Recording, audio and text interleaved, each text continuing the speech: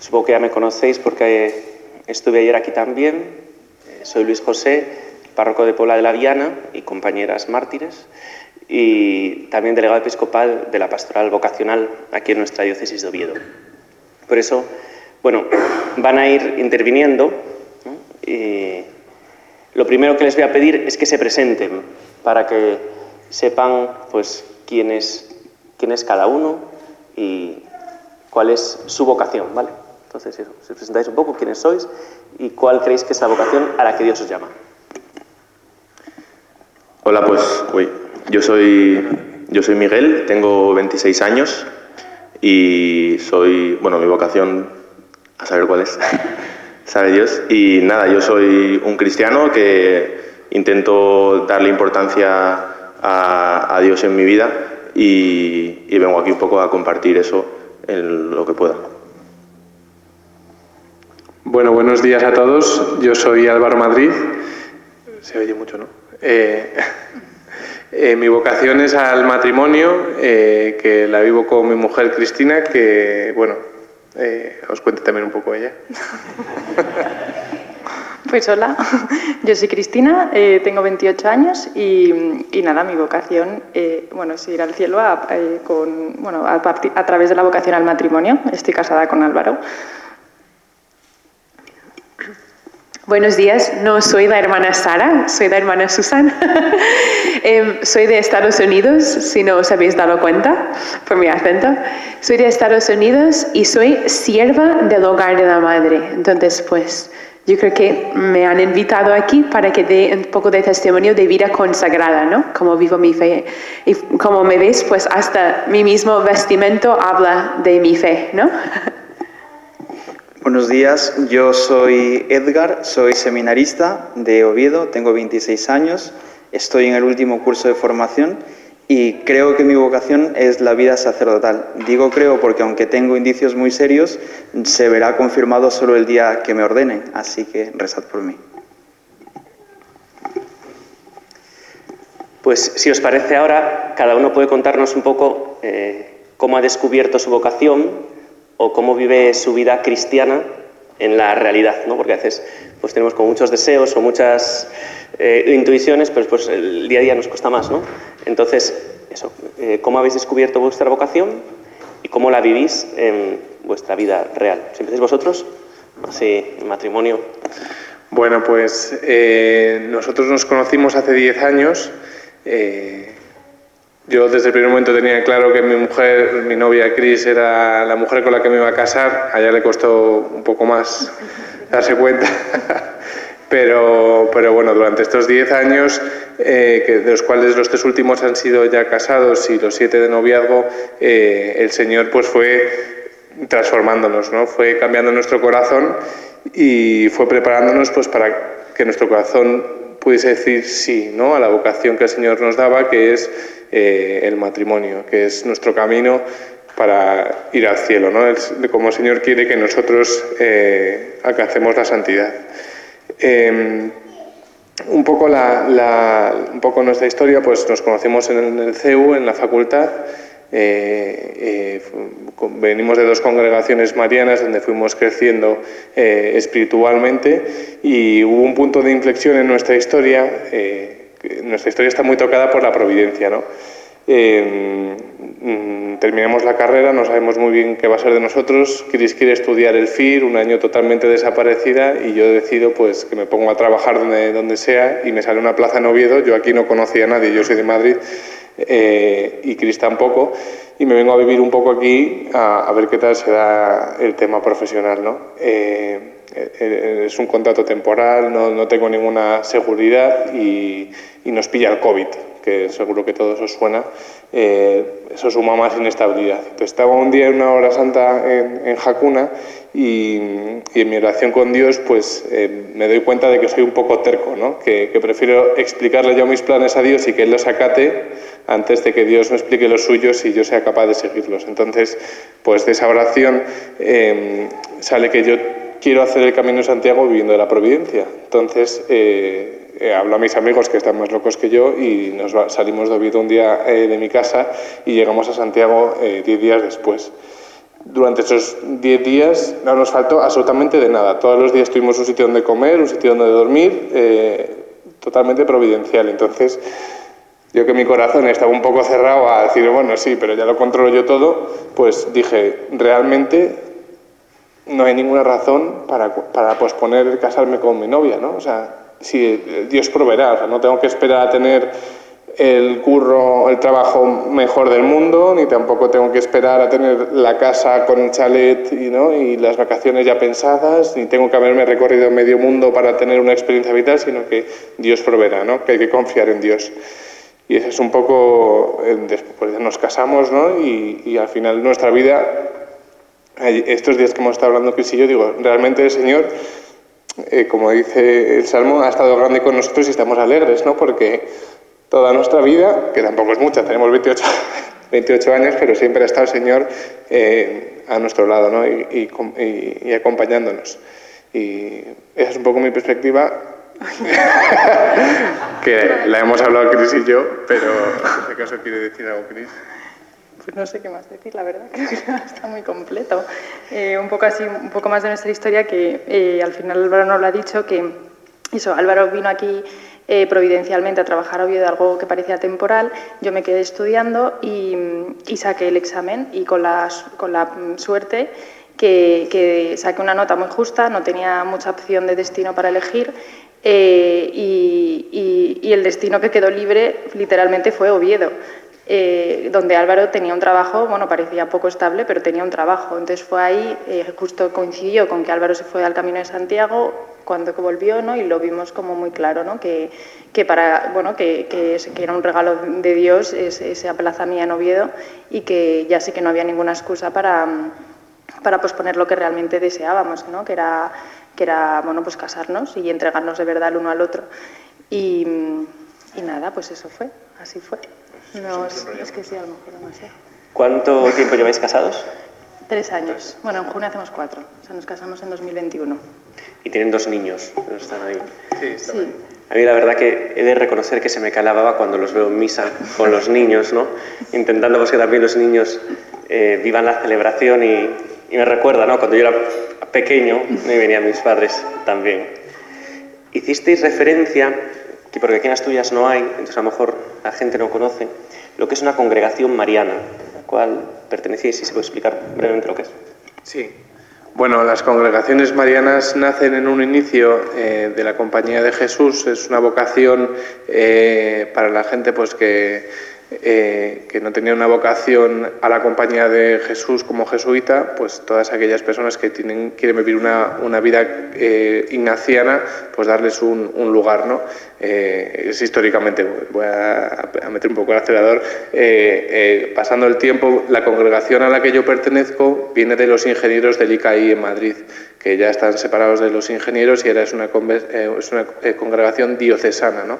Donde nosotros vivimos la fe con una vocación ignaciana, ¿no? de San Ignacio, con los ejercicios espirituales, y es una forma de vivir la fe de manera laica, en la cual pues estamos integrados en la diócesis, al servicio de la diócesis, y donde compartimos esa vida pues un poco con el espíritu de San Ignacio, ¿no? Y los padres jesuitas, aunque no pertenecemos ya a los jesuitas. Esa congregación vas adquiriendo un nivel de compromiso. Yo, por ejemplo, soy congregante de la Asunción y San Juan Bermans, y esa es por mi lado. El lado de Cris es parecido, pero distinto. Sí. Yo también pertenezco a una congregación mariana, pero es otra distinta, es la congregación mariana del Colegio Mater Salvatoris. Yo fui al Colegio Mater Salvatoris en Madrid, que la verdad que es un cole al que le debo totalmente mi fe. Allí fue donde me encontré con Dios y donde crecí en la fe.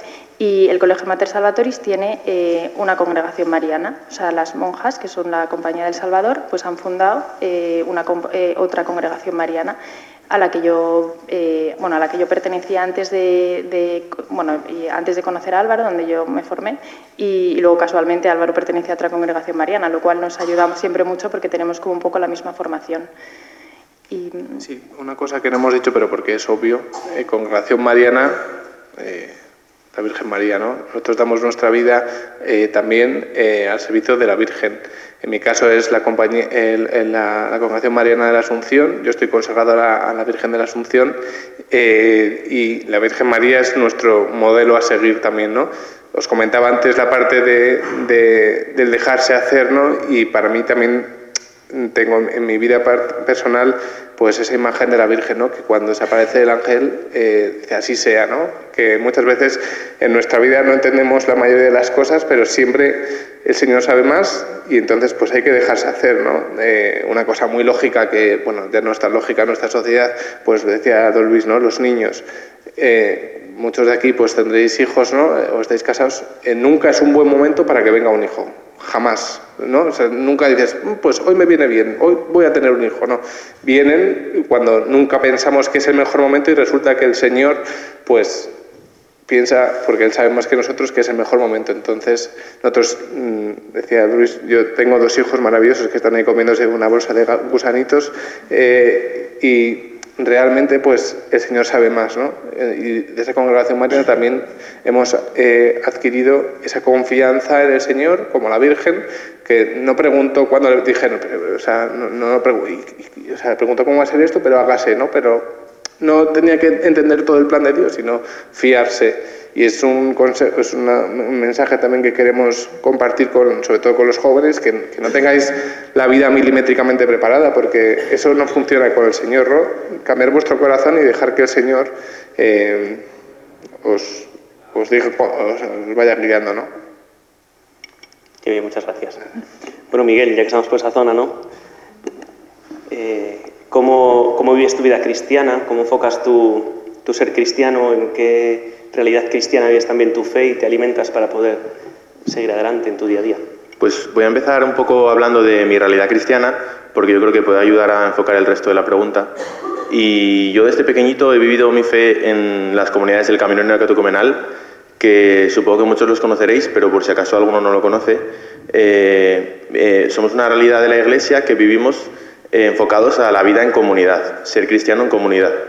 Entonces nosotros, cada miembro del Camino, pues desde una parroquia formamos parte de una comunidad concreta con una serie de gente concreta y nos reunimos semanalmente, tanto para celebrar la misa, la Eucaristía, como para una celebración de la palabra y una vez al mes hacemos lo que llamamos convivencia, que nos reunimos para rezar laudes por la mañana y sin entrar mucho en detalles, vivimos y compartimos nuestra fe y de manera rutinaria y constante.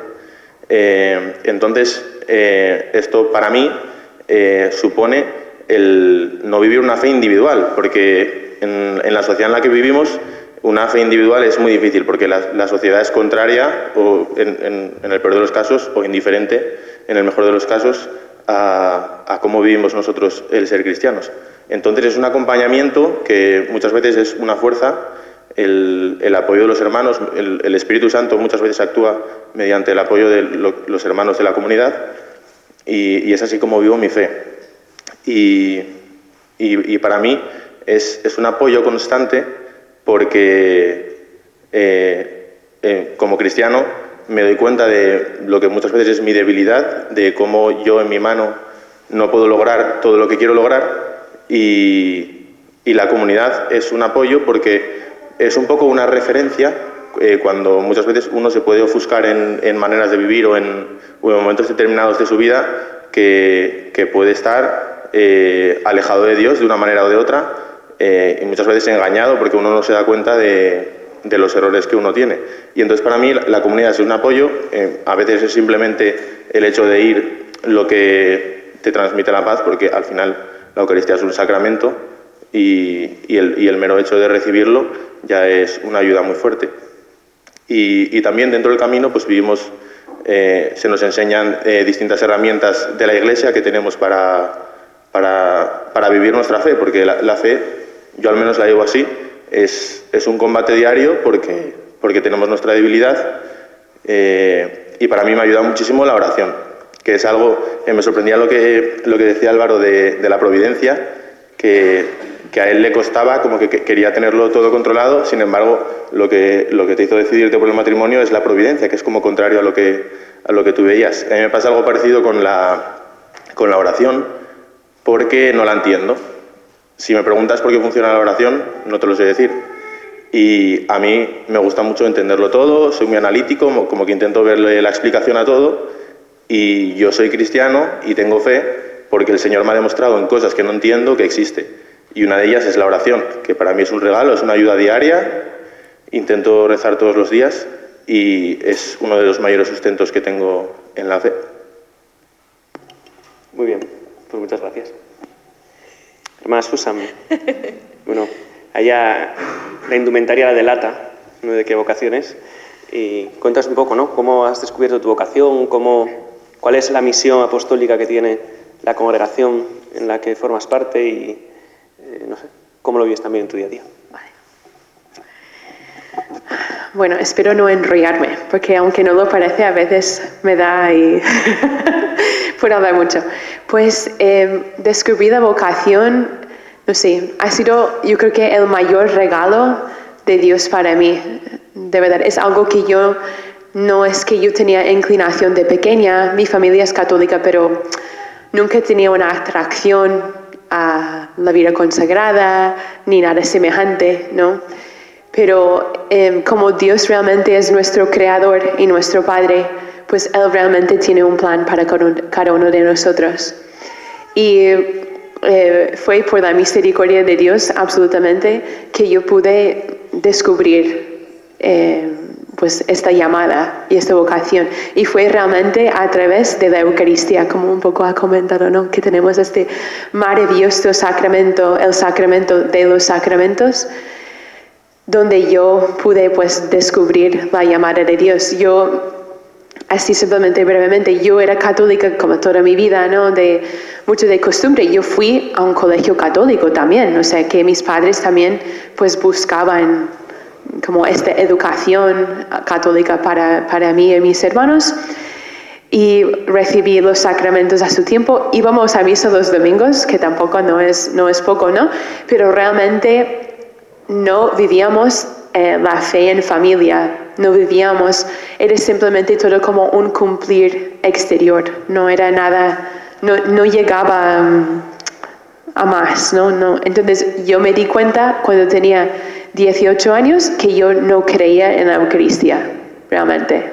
Y yo comulgaba y todo, o sea que... no, pero yo me di cuenta que no creía en la Eucaristía. Entonces, pues en un encuentro de jóvenes en mi país, yo, como he dicho, soy de Estados Unidos, yo tuve una experiencia pues muy fuerte, como digo, pues es la misericordia de Dios, que Dios existe, está vivo y actúa realmente, ¿no? Entonces, en esta adoración eucarística, el Señor me dio, inmerecidamente por mi parte, me dio la gracia pues de creer en Él.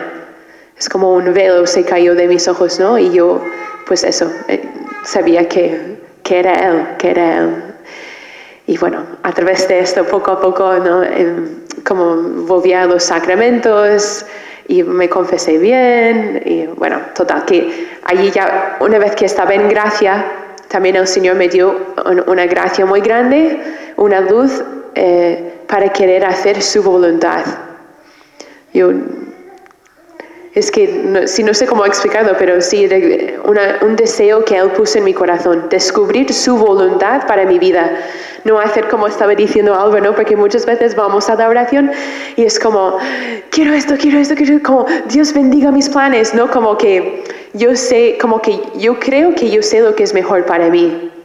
Pero como digo, si Dios nos ha creado realmente, pues Él es el que sabe lo que realmente hay en tu corazón, ¿no? Y lo que tú has sido hecho para ser y para hacer también.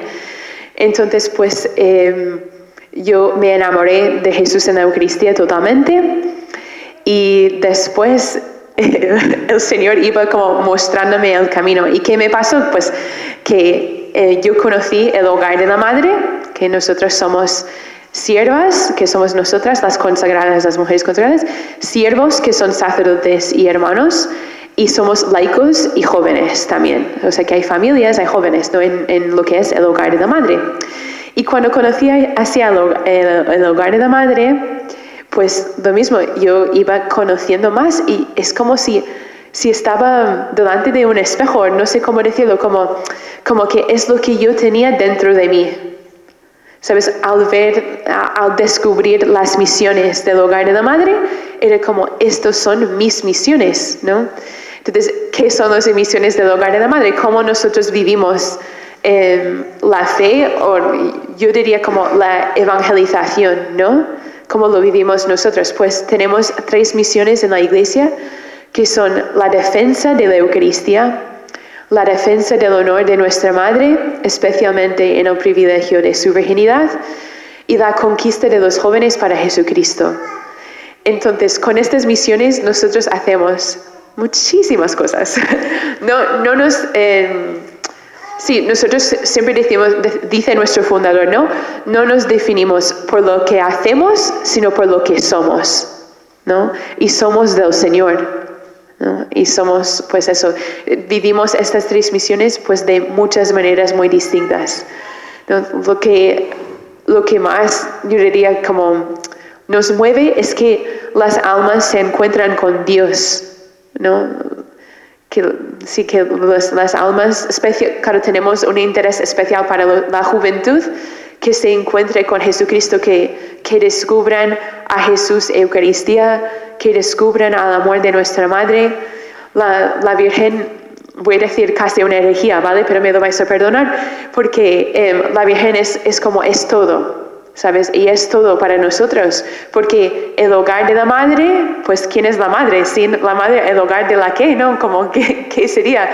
Ella es la Madre, ella es la que nos ha reunido, ¿no? Ella es lo que nos ha llamado, como Dios a través de ella, ¿no? Como ella es la que nos ha llamado, nos ha escogido, no por ser los mejores, sino quizá por ser los más necesitados, pero ella nos coge y nos transforma para su Hijo, ¿verdad? Sí, ¿qué hacemos más concretamente aquí? Quizás en Asturias, quizás sería una cosa buena. Pues estamos ahora mismo realizando mucho apostolado, pero el primordial sería que estamos colaborando en colegios de educación servanda. Hay 6 centros educativos y estamos pues colaborando en el aspecto pastoral de estos colegios aquí en Asturias. Y estamos pues contentísimas de estar ahí con los chicos y de evangelizar con ellos. Después también damos catequesis y así, o sea, hacemos actividades para niños. Estamos también colaborando con la pastoral universitaria que se está poniendo en movimiento. Y no sé, sí. ¿Ya está? Bueno. Repito así un poco la pregunta, ¿no? Entonces, Edgar, tú, ¿no? ¿Cómo has sentido a lo largo de tu vida la vocación a la que crees que Dios te llama? ¿No? Porque hasta que no somos llamados para nuestra ordenación no es algo claro, es lo que nosotros sentimos, pero la Iglesia es quien nos llama, ¿no? Para formar parte del orden sacerdotal. Y eso, ¿cómo lo vives? ¿Cómo ha sido tu proceso de discernimiento? Y esas cosas. Vale. Bueno, yo nací en Perú, en una familia, creyente, bastante practicante, y yo creo que fue el primer lugar de encuentro con el Señor, porque desde pequeñito, pues siempre fui a la iglesia, mi familia insistía mucho en la oración, y luego el propio testimonio de fe de mis padres, que mis padres son, aún jóvenes, pero luego tienen una fe muy sencilla, pero a la vez muy fuerte y muy recia. Hay 2 eventos de la familia bastante tristes, que me marcaron mucho respecto a la fe. Después de que yo nací, mi madre volvió a quedar embarazada, nació mi hermana con 7 meses de gestación, y claro, mi familia en aquel entonces vivía en los Andes de Perú, donde el sistema sanitario y todo esto es bastante deficiente. Entonces, al nacer con tan solo 7 meses, no hubo una incubadora, mi hermana murió con un día de nacida. Y claro, eso marcó mucho en la familia. Y luego volvió mi madre a quedar embarazada, y a los 3 meses de gestación murió en su vientre mi otra hermana. Y claro, estos eventos marcaron mucho y sobre todo mi madre siempre dice de que perder un hijo es una cosa muy, muy dolorosa. Y mis padres, yo lo primero a mi primera hermana no la recuerdo mucho porque yo tendría 4 años o así.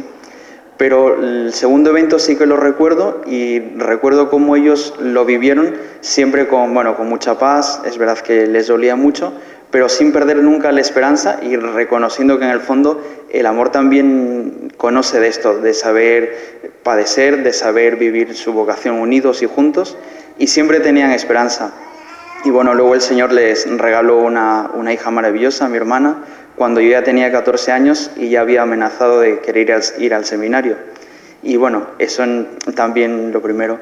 El segundo lugar donde yo creo que para mí ha sido todavía mucho más claro que en la familia ha sido en la parroquia, porque desde que tenía 9 años fui monaguillo y la vida de la parroquia me ayudó un montón para conocer al Señor, para tener más trato con Él, para conocer amigos, para tener un ambiente donde poder vivir la fe.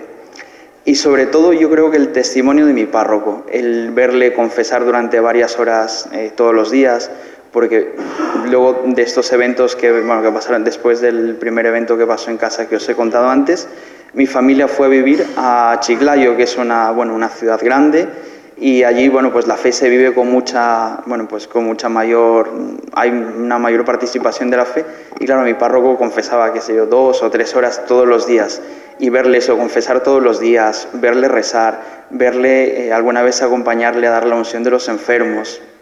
Luego era capellán de la cárcel. Entonces todas estas cosas que al principio a mí despertaban curiosidad de su vida, me parecía interesante y curiosa. Luego cuando llegó la adolescencia ya me empezó a cuestionar su propia vida y yo me empecé a preguntar qué cosa quería amar yo para siempre, en qué quería gastar la vida, en qué quería que se me vaya la vida. Y bueno, luego poco a poco fui hablando un poco con el párroco, le fui mostrando mis inquietudes, que me llamaba mucho la atención la vida sacerdotal y que tal vez Dios me pedía un poco, ser sacerdote. Él me fue acompañando, me fue ayudando y luego también me pasó algo que el tema de los miedos y las dudas. Soy bastante tímido, me daba mucho miedo hablar en público, luego me sentía bastante pequeño y no solo de estatura, sino en general. Y yo decía, bueno, Señor, ¿cómo me puedes llamar a mí, que no tengo tantas cualidades y que soy muy pequeñito? Y yo creo que en definitiva lo que un poco hemos ido contando todos, que yo creo que es esto, que al final una vocación es una llamada de Dios, de ese Dios que te conoce, que conoce tu corazón, y al final Él te llama y te ayuda. Y a veces nosotros queremos poner nuestros planes, tenemos nuestros miedos y nuestras dudas, pero yo creo que la felicidad está en saber responder a esa vocación. Luego ingresé al seminario y puedo decir que ha sido un tiempo maravilloso porque ha estado el Señor siempre cerca. Y también es verdad que a lo largo del discernimiento vocacional y del seminario pues han habido muchas cruces, algunos momentos de dudas, de sombras, pero el Señor siempre ha estado cerca. Y yo creo que me he sentido o me siento en todo momento acompañado por la Iglesia. Así que, a día de hoy, vivo en el seminario y es un tiempo para estar con el Señor y también es eso, un tiempo en el que la Iglesia te acompaña, te escucha, te ayuda a discernir, te ayuda a conocerte y ayuda para que algún día, que espero que no sea muy lejano, le pueda dar un sí al Señor. Así que eso.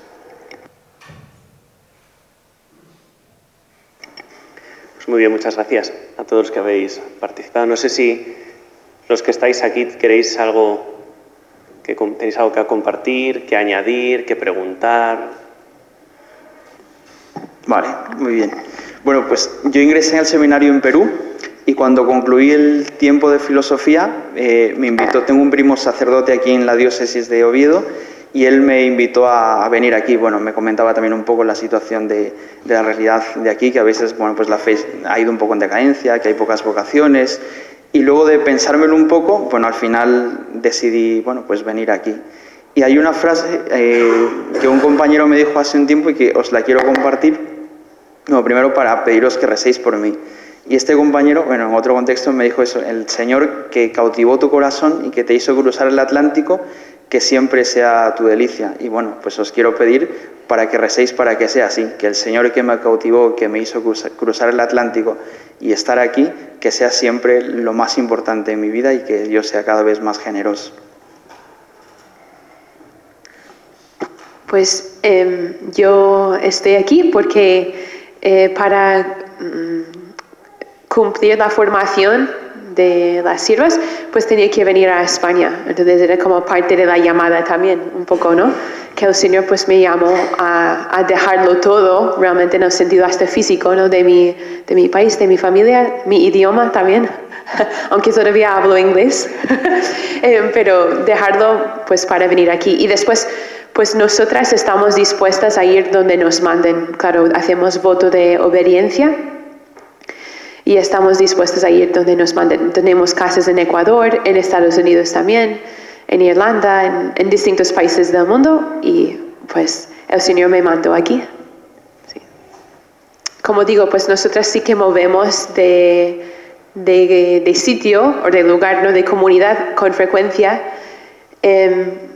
Y según, o sea, lo que nos cuentan otros hermanos, lo que sea, mi experiencia aquí en Asturias, yo diría, por desgracia, yo creo que se ha contagiado algunos de un espíritu de, hemos dicho, gestionar la decadencia. Y eso es absolutamente terrible. Si tenemos esta actitud, no vamos a hacer nada. No vamos a evangelizar a nadie. Es lo que dijo, yo creo que no estábamos todos quizás ayer, pero lo que nos dijo nuestro obispo don Jesús Sanz, lo dijo maravillosamente, mucho mejor que yo, pero para hacer un poco eco de sus palabras, no se trata, Jesús no dijo, encuéntrate una catacumba vacía y enciérrate allí, y como dijo, id y evangelizad, ¿no? Id y evangelizad. Entonces nos toca aquí. Yo creo que también la Virgen Santísima está enamorada de Asturias. Entonces yo no sé por qué tenemos que gestionar una decadencia aquí. Nosotros no lo entendemos así, para nada, en absoluto. Yo creo que es todo el opuesto, ¿no?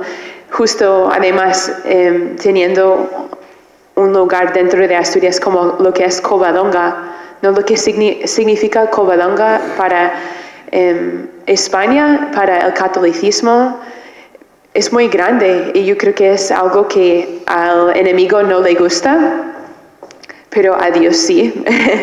Y eso que no podemos, no nos podemos quedar, no podemos adoptar actitudes de este estilo. Y yo creo que esto es porque ayer estuvimos hablando de un cáncer, ¿no? Como que cuando la iglesia está enferma es como si tuviera pues un cáncer, y tener este cáncer al final nos puede volver como estériles, ¿no? Yo creo que a la vez tenemos que tener mucha confianza y mucha esperanza en que el Señor está actuando y quiere actuar, pero nosotros también tenemos que ser sus manos y sus pies y su voz entre nuestros hermanos.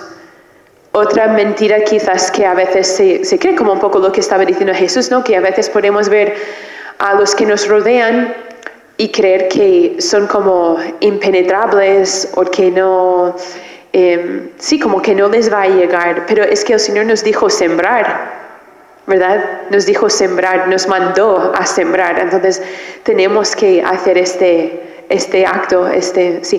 Y yo tengo mucha fe porque lo he vivido yo en primera persona, aunque es verdad que, como digo, pues tenía una base católica, es verdad, pero yo sé que los corazones van a cambiar, lo sé, o sea, yo tengo mucha fe en eso. No sé si otra cosa. Bueno, mi primera Semana Santa en Asturias, el Jueves Santo en la misa de la Cena del Señor, en el pueblecito donde estaba, tenía 6 personas en misa. Bueno, yo estaba ayudando en misa. Y se me caía el alma en los pies, porque claro, en Perú la iglesia en Semana Santa está a tope, a reventar. Y yo creo que nuestra fe, nuestras vocaciones, lo que somos, es maravilloso. Y yo creo que si nosotros hemos perdido un poco, si la sal se vuelve sosa, si hemos perdido un poco el encanto de lo que somos, va a ser muy difícil contagiar. Entonces yo creo que tenemos entre manos la fe, la vocación y regalos todos maravillosos que sí que podemos transmitir. Y para ello yo creo que bueno, pues hay que redescubrirlos cada día y vivirlos cada vez con mayor ilusión. Sí, bueno, es una pregunta bastante compleja, pero a mí me pasa que nosotros vinimos de Madrid, ¿no? Y la realidad eclesial de Madrid es muy distinta a la de Asturias, entonces entiendo perfectamente tu punto. Hablándolo nosotros y también con amigos, yo creo que coincido con la hermana, la mentalidad, ¿no? Somos iglesia, y iglesia es igual Madrid que Asturias, que Cataluña, que Kuala Lumpur, o sea, somos lo mismo, ¿no? Tenemos unas condiciones distintas sociales, pero el mensaje que tenemos es el mismo, ¿no? Y es un mensaje que tenemos que compartir, ¿no? Entre nosotros, con los jóvenes, con los más veteranos, todo el mundo estamos llamados a la santidad. Tenemos que despertar en la gente en el deseo de la santidad, pero tú no puedes despertar a nadie ningún deseo si tú no lo tienes, ¿no? Yo me acuerdo de una entrevista que le hacen a la Madre Teresa de Calcuta, ¿no? Que le están entrevistándola y le preguntan: Madre, si usted pudiese cambiar 2 cosas en el mundo, 2 cosas, ¿qué 2 cosas cambiaría, no? Pues cualquiera de nosotros pensaríamos que se acabe el hambre en el mundo, que se acaben las guerras, ¿no? Podríamos pensar, ¿no? La Madre Teresa de Calcuta, que está muy concienciada, ¿no? Ha vivido la pobreza extrema, ¿no? El dolor de mucha gente. No contestó eso, dijo: mire, le cambiaría a usted y le cambiaría a mí, y me cambiaría a mí, ¿no? El cambio en el mundo empieza por uno mismo. Lo que hablábamos de nuestra vocación al matrimonio, o sea, al final Dios es omnipotente, Dios todo lo puede, ¿no?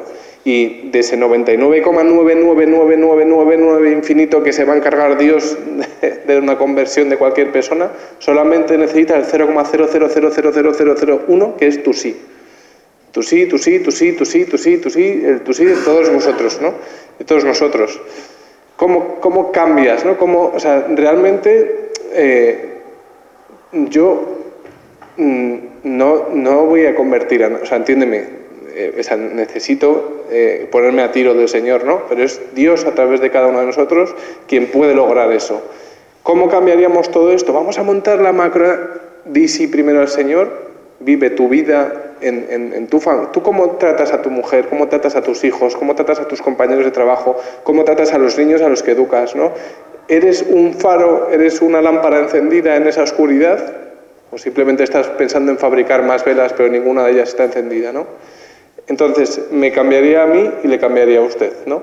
Ese es el primer punto. Y luego dejar que el Señor haga en ti, y al final tú eres reflejo porque Dios todo lo puede. O sea, Dios cogió a un tío que perseguía a cristianos y los mataba y le convirtió en apóstol.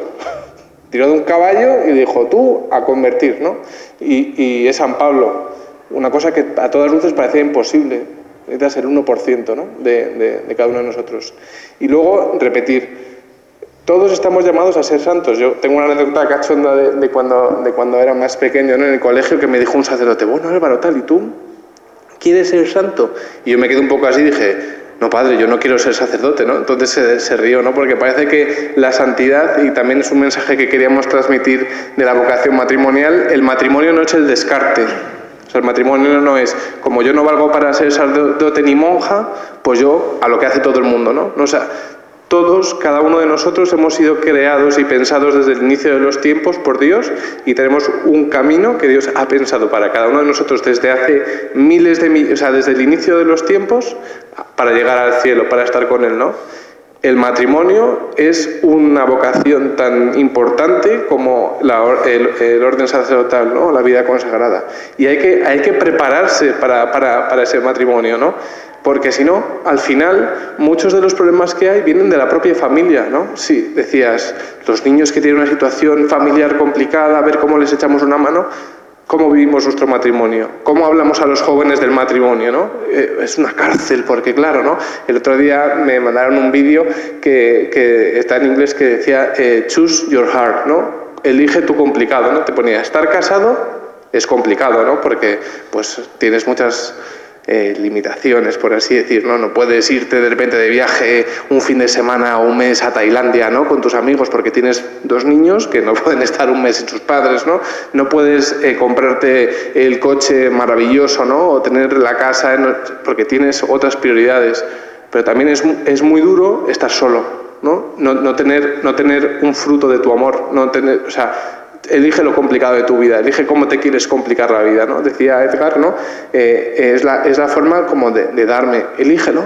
La vida siempre hay elecciones, ¿no? Y siempre tienes que abrir tu corazón a que el Señor te lo transforme. Yo siempre soy muy pesado con esto, soy con mis amigos, deja que el Señor transforme tu corazón para poder elegir bien. Me enrolla mucho, pero el concepto que quiero decir es, me cambiaría a mí y te cambiaría a ti.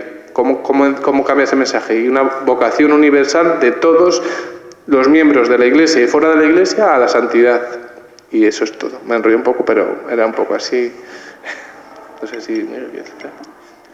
Yo quería añadir algo brevemente, que, bueno, primero comentar que lo que han comentado los compañeros, yo creo que es un poco la base sobre la pregunta, pero quería añadir algo más que puede ser tal vez posterior a todo esto, que es que creo que somos poco conscientes de lo que tenemos. Sí que es verdad que hay esa cierta decadencia o esa impresión de decadencia en lo que es la realidad cristiana en Asturias, pero creo que todos somos ignorantes de lo que tenemos, porque existen infinidad de realidades, mismamente aquí en Oviedo, que desconocemos. O sea, yo por ejemplo, yo comenté que soy del Camino, cuando hablo con alguien que no conoce el Camino, que sabe que existe, pero no lo conoce en detalle, le sorprende mucho la cantidad de gente que hay en el Camino en Oviedo, que seremos casi unos 1000, y la mayoría de gente no lo conoce.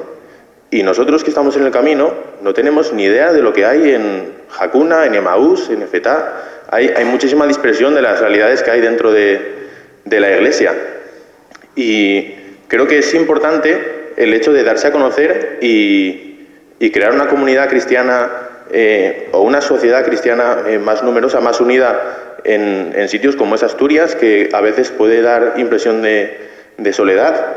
Como comentaba Edgar, una misa con 6 personas, y esto es el pan de cada día en la mayoría de los pueblos. Y como que yo creo que tenemos subyacente esa impresión todos en nuestra cabeza de que estamos solos, de que somos muy pocos, y verdaderamente somos una minoría, pero somos mucho más de los que nos creemos. Y creo que es importante avanzar en torno a conocernos. Yo creo que el hecho, no sé qué consecuencias podría tener, pero estoy seguro de que sería muy positivo el hecho de que haya más comunión, cada uno con sus particularidades, pero conocernos y ser conscientes de lo que tenemos y valorarlo. Perdona, es que ahora que has dicho lo de las minorías, a lo mejor me estoy pasando un poco de tiempo. Una cosa rápida, hay un libro muy bueno que lo escribe, creo que es José Granados, de los discípulos de los corazones de Jesús y María, que habla sobre las minorías creativas, ¿no? El fermento del cristianismo. Puede ser una idea muy buena para Asturias, ¿no? Tenemos, el símil que utilizan es el pan, ¿no? El pan tiene mucha masa y poco fermento, pero con muy poco fermento se puede transformar la masa de pan en una barra de pan, ¿no? Entonces, repitiendo, tenemos que conocernos las distintas realidades de la Iglesia, tenemos que dejarnos liar, que también es una cosa que el Papa nos lo dice mucho a los jóvenes, ¿no? Hagan ruido, salgan a la calle, déjate liar, o sea, el Señor hay veces que es muy, perdón por la expresión, muy, bueno, insistente, ¿no? Está constantemente llamando a tu puerta, pero tú estás sordo. Porque a veces es más cómodo quedarte un viernes en tu casa jugando a la Play o viendo Instagram o vete tú a saber qué, que ir a un plan de El Camino o a un plan de Fetá o a un plan de Jacuna o a un plan de la parroquia. O déjate liar. Si tú solamente tienes que decir que sí. De verdad que el cambio es muy fácil, es dejar de decir sí. Ya, jóvenes, dejaos liar por el Señor, porque de verdad que es el 99% lo pone Él. Del plan, el 99% lo pone Él. Tú solamente tienes que decir que sí. Y perdón que me he enrollado un poco, pero... Hay una frase en la Sagrada Escritura que a mí me ayuda mucho. Es una afirmación y una pregunta. La afirmación y la pregunta son las siguientes. Algo nuevo está brotando, ¿no lo notáis? Bueno, pues yo creo que esto es parte de la realidad de eso nuevo que está brotando, que Dios va suscitando en nuestra Iglesia, en la Iglesia Universal, pero también aquí, ¿no? En nuestra Iglesia particular de nuestra diócesis de Oviedo. Unos hemos nacido aquí y a otros Dios los ha ido trayendo aquí para que ser ese fermento, ¿no? Para ser esa minoría creativa, eso nuevo que quiere Dios brotar en nuestra diócesis. Por eso agradezco, ¿no?, que hayáis recordado la llamada universal a la santidad, ¿no? El Concilio Vaticano pues, ha hecho ha recalcado mucho esto, ¿no? También que la plenitud del laico no es estar al laico, ¿no?, del cura, sino que es una llamada concreta también a ser fermento en medio del mundo, fermento en medio de la masa, y somos llamados por quien nos ama, ¿no?, que es Jesucristo, y nos ama, ha dado su vida por nosotros, pero vive en medio también de su pueblo, de su iglesia, vive en medio de nosotros. Así que os agradezco a todos la aportación, la colaboración, y por intentar ser un poco fieles al horario, pues entonces cedemos a las siervas del Hogar de la Madre que nos presenten el vídeo y que es la GenJ, que es algo nuevo que está brotando también en nuestra iglesia y en nuestra diócesis. Muchas gracias a todos.